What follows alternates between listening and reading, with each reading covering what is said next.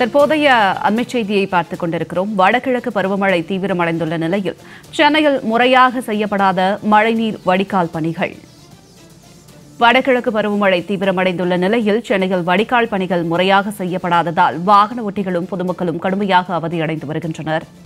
மழைநீர் வடிகால் பணிகளை முறையாக செய்யாமல் ராட்சத மோட்டார் இயந்திரங்களை நம்பிய விளம்பர திமுக அரசு.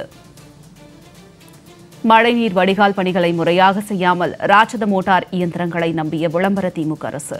சென்னையில் பல்வேறு இடங்களில் பள்ளங்கள் தோண்டப்பட்டு மழைநீர் வடிகால் பணிகள் முடிக்கப்படாமல் உள்ளதால் பொதுமக்களும் வாகன ஓட்டிகளும் சிரமம் அடைந்துள்ளனர். அண்மை தகவலாக பார்த்துக் கொண்டிருக்கிறோம். விவரங்களோடு இணைகிறார் எமது செய்தியாளர் நித்யானந்தன். வணக்கம் நித்யானந்தன், இது குறித்த விரிவான தகவல்களை சொல்லுங்க. சென்னை முழுவதும் பல்வேறு இடங்களில் கடந்த 2 தினங்களாகவே பரவலாக மழை பெய்து வந்த நிலையில் மழை இன்று காலை முதலே மழை இல்லாத ஒரு சூழல் இருந்து வருகிறது. ஆனால் சென்னையை பொறுத்தவரை திமுக ஆட்சி பொறுப்பேற்றதற்கு பிறகாக பல ஆயிரம் கோடி ரூபாய்க்கு சென்னை முழுவதும் பல கிலோமீட்டர்களுக்கு கிட்டத்தட்ட மழைநீர் வடிகால் பணிகளை செய்வதாக கூறி நிதி ஒதுக்கியது சென்னை மாநகராட்சி.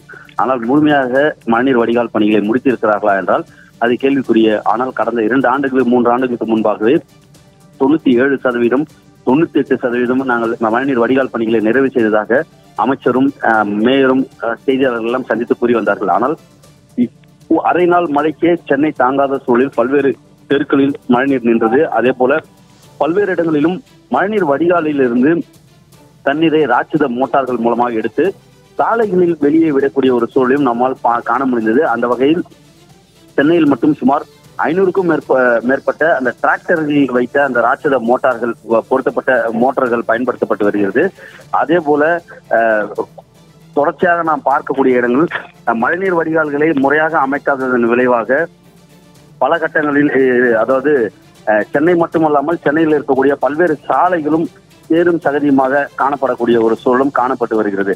ஆகவே மக்கள் நடந்து செல்ல முடியாமல் வழுக்கி விடக்கூடிய ஒரு சூழலும், மழைநீர் செல்லக்கூடிய அந்த பாதைகளை தற்பொழுது சீரமைப்பதன் காரணமாக மழை பெய்வதால் சாலைகள் முழுவதும் மக்கள் நடந்து செல்ல முடியாமலும் வாகன ஓட்டிகள் வாகனத்தை இயக்க முடியாமலும் திணறி வரக்கூடிய ஒரு சூழலுக்கு தள்ளப்பட்டிருக்கிறார்கள். அந்த வகையில் தான் ஜெமாலெக்ஸ் ரோடு எனக்கூடிய பட்டாளம் பகுதியில் இருக்கக்கூடிய அந்த சாலையுடைய காட்சியை தான் தற்போது நாம் பார்த்து வருகிறோம்.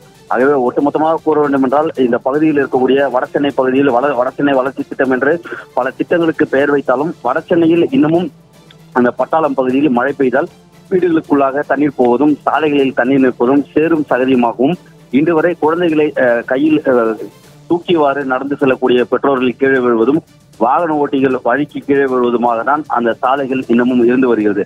ஆகவே வடசென்னையில் பெரும்பான்மையான பகுதிகளில் முறையான சாலைகள் கிடையாது. பள்ளம் மேடுமாக இருப்பதும் குண்டும் குழியுமாக இருப்பதும் ஒரு பக்கம் இருந்தாலும் சேறு அதிக அளவில் இருப்பதன் காரணமாக அந்த சாலையில் ஒரு புறம் மூடப்பட்டிருந்தாலும் ஆட்டோக்கள், இருசக்கர வாகனங்கள் மட்டுமே செல்கிறது. அதுவும் செல்ல முடியாத ஒரு சூழலுக்கு, நடந்து செல்ல முடியாத ஒரு சூழலுக்கும் தள்ளப்பட்டிருக்கிறது.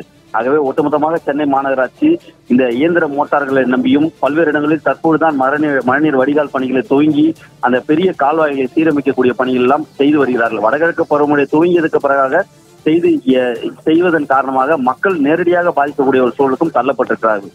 என்ன செய்ய போகிறது அரசு? மக்கள் நேரடியாக தற்போது பாதிக்கப்பட்டிருக்கிறார்கள். இனி பொறுத்திருந்து பார்க்க வேண்டியிருக்கிறது. அரசு விரைந்து இந்த பணியெல்லாம் செய்யுமா அல்லது இதே நிலைக்கு தான் மக்களை தள்ளப்போகிறதா என்பதை பொறுத்திருந்து பார்க்க வேண்டும்.